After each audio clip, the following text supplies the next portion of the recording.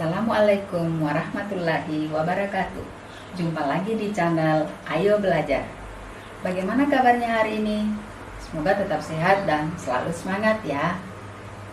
Baik, untuk semuanya, pembahasan kali ini adalah melestarikan kearifan lokal melalui cerita rakyat part 1. Bercerita tentang cerita rakyat pasti sudah tidak asing lagi di telinga kita.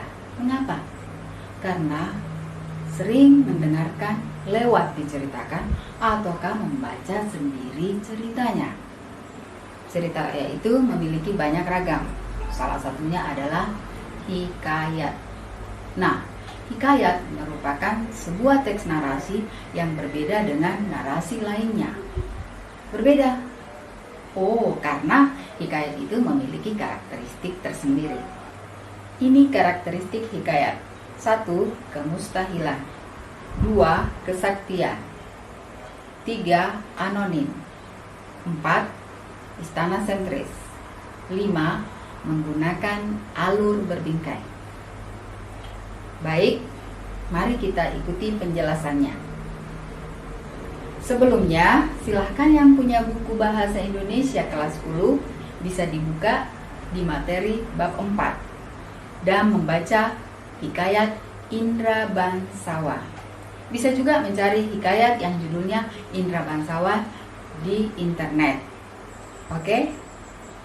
Ya, mari kita ikuti penjelasan tentang karakteristik dari hikayat itu. Karakteristik yang pertama adalah kemustahilan.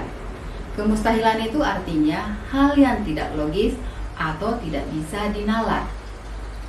Bukti dalam hikayat Indra Bangsawan, hatta beberapa lamanya Tuan Putri Siti Kendi pun hamillah dan bersaling 2 orang putra laki-laki. Adapun yang tua keluarnya dengan panah dan yang muda dengan pedang.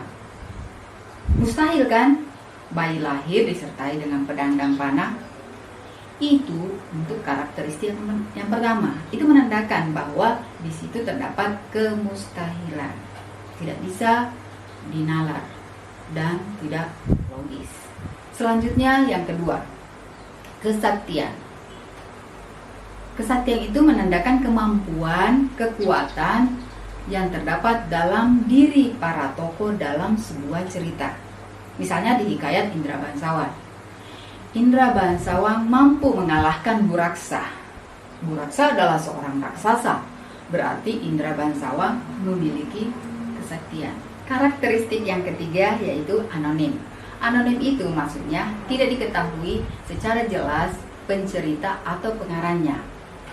Hal tersebut disebabkan cerita disampaikan secara lisan, berkembang dari mulut ke mulut. Jadi tidak ada orang yang tahu siapa pencerita atau pengarangnya dari hikayat Indra Bangsawan. Oke? Karakteristik berikutnya adalah istana sentris. Istana sentris itu dimaksudkan cerita bertema, berpusat, dan berlatar kerajaan. Ada kerajaan, raja, permaisuri, putra mahkota, putri, dan dayang-dayangnya. Bukti di hikayat Indra Bangsawan tersebutlah perkataan seorang raja bernama Indra Bungsu. Sesampainya di istana, Indra Bangsawan segera menyerahkan putri dan jubah raksasa. Dari kutipan tersebut terdapat raja, istana, putri. Makanya disebut istana sentris. Karakteristik yang terakhir, menggunakan alur berbingkai. Artinya ada cerita dalam cerita pada hikayat. Contohnya di dalam hikayat Indra Bangsawan. Tersebutlah perkataan Indra Bangsawan pergi mencari saudaranya. Ia sampai di suatu padang yang teramat luas. Ia masuk ke sebuah gua yang ada di padang itu dan bertemu dengan seorang raksasa. Raksasa itu menjadi neneknya dan menceritakan bahwa Indra Bangsawan berada di negeri Antaberanta. Ini menandakan dalam cerita ada lagi cerita.